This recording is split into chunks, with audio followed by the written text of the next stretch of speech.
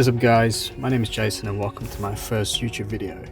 Today I will be giving you a review of my motorbike, the Yamaha MT07. So the MT07 was released back in 2014, with my one being a 2015 model, and falls under the category of a naked bike. Engine is a 659 parallel twin, mated to a 6-speed gearbox.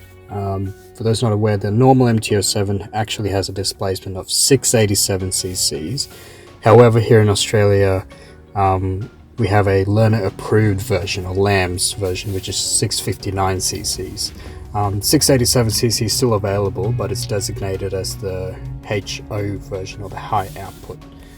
For the purpose of this review, I will only be talking about the 659cc bike, but pretty much everything I'm talking about should be applicable to the regular 687 MT07 as well. So yeah, specs wise, 659cc bike puts out just over 51 horsepower and 57 newton meters of torque. Comes in at a wet weight of 179 kilograms. And that's all supported by a horizontally mounted preload adjustable shock absorber, so that's just right under the seat, with suspension at the front comprising of a 41mm telescopic forks. In terms of rubber, you're looking at 120 by 70 at the front and 180/55s at the back. This is all coupled with a braking package with dual 282mm front wave discs up front and a single 245 rear disc. Looks wise, completely subjective. In my opinion, I think the design looks pretty cool. With sharp lines, gives it the street fighter aesthetic to it, especially if you have mirrors that sweep downwards. I ran downward facing mirrors for a while before I switched back to just regular mirrors, just facing upwards, bar end ones. In terms of owning the bike, so in terms of like an ownership experience, my overall opinion is very positive. Reliability has been incredible, starts first time every go.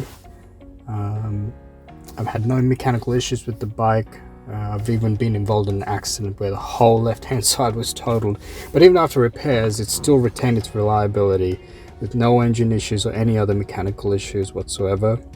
Shout out to Nippon Performance, actually, when I had that accident they came through and they really fixed up the bike and pretty much it looked brand new really once they were done with all the repairs. Riding experience also has overall been a positive experience. I've ridden in a variety of different conditions, from everyday commuting to spirited riding as well. Particularly the torque down low from the engine is very helpful in riding in city traffic and comes in handy when you have to get off the line quick, or you're in a sticky situation where, say, a truck is merging into your lane and you need to get out of the way. Just crank the throttle and there's enough torque to get out of the way. You don't even need to really change down a gear most of the time. Speaking of the engine, that cross-plane parallel twin produces one of the most music to my ears exhaust notes.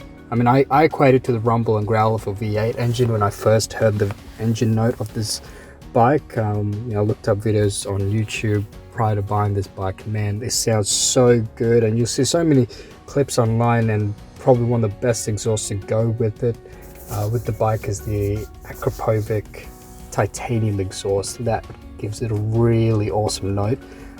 For me, I've just got some knockoff can on it, some slip-on with no brand on it. Still, it definitely gives the bike a loud note, but I would definitely prefer the titanium Akrapovic over this one. Just gives it a bit more meaty sound to the exhaust note.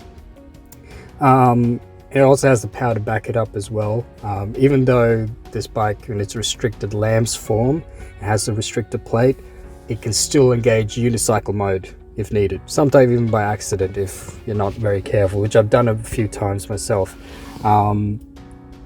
Anyways, let's talk about grip. Speaking of unicycle mode, again, it's subjective. Grip will always depend on the type of tire you run. For me, I've been running the Pirelli Angel GTs.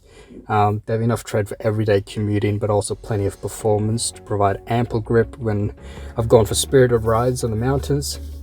But in general, the bike itself is also very capable. It has adds to that handling, folds into the corners quite easily, very nimble, very easy to handle. One thing that I'd like to also talk about is the costs, and I hope this sort of helps you guys make a decision on whether to go with this bike or not. And disclaimer, I'll be talking in terms of Aussie dollars, so you just have to do the conversion if you're from a different country. So yeah, in my opinion, the running costs are fairly inexpensive. You're looking at an average of $15-16 for a full tank, which takes you about 250-ish kilometers. Again, varies depending on how you ride. If you crank on the throttle, you know, every single day, every single kilometer, every single time you take off the line, definitely you'll probably get less than that. But yeah, for me, with just the way I've been riding, I average about 250-ish kilometers with a mix between spirited riding and just sort of just riding normally, I guess, city riding. It does have an eco light. It tells you when you're driving economically, which I kind of find hilarious. It's quite a rowdy bike in my opinion, but it has an eco light, which is kind of funny. I have managed to get the tank to about 300 Ks before I couldn't take any more of the fuel anxiety, and I just had to pull in and pump full tank again.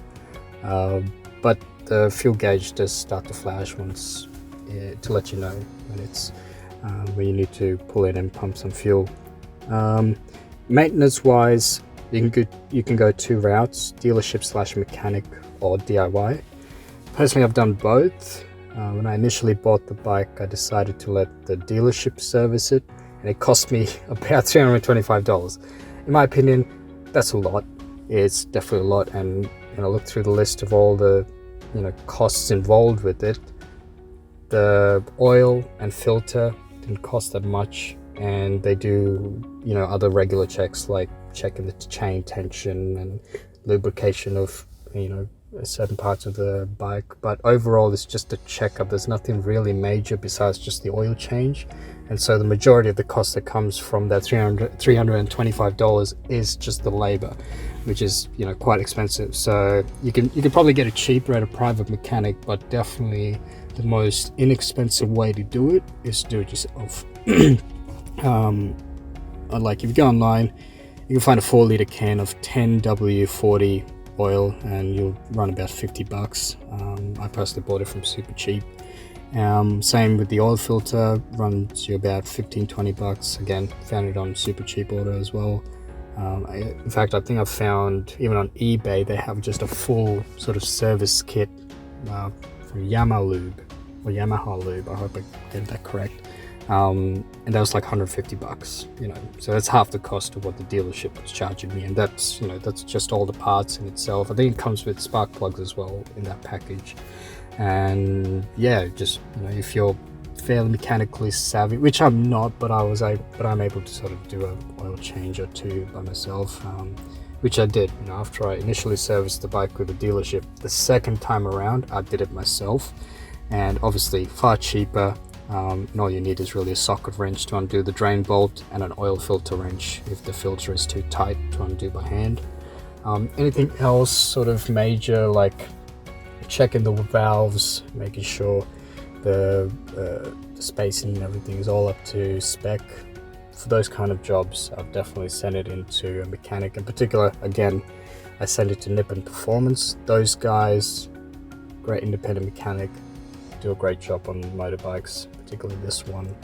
They had everything up to spec within a few hours, and very good customer service as well, so shout out to them. So yeah, that's pretty much really all I have to really say about this bike. In summary, it's a great bike. If you're looking at buying one, I highly recommend it. There's abundance of aftermarket parts for it as well, fairly easy to maintain, and the costs are inexpensive as well. And in terms of, again, coming back to maintenance, real quick note, it's really easy to do an oil change on this. Some bikes, the oil filter sort of in weird places, and sometimes even with super sport bikes, you got to take the fairings off, etc., so it's an extra step. But this one, if you're looking for a bike with great power, easy to maintain, inexpensive costs, this is the one to go with. So hope you guys enjoyed this video. Hope you found it informative. Hope it gives you an idea of whether to you know, whether you should buy this bike or not. Let you guys know what you think down below in the comments. If you own this bike yourself and you're watching this video, let me know what you think, your experience, and let me know what you guys think of the video. This is my first ever video, so, and hopefully one of many to come. Let me know what you guys think. Constructive criticism is always welcome. Thank you so much, guys. Leave a like and subscribe, I suppose, if you are keen to see more, which hopefully will be coming. More videos in the future. And yeah, I'll catch you guys in the next video I make.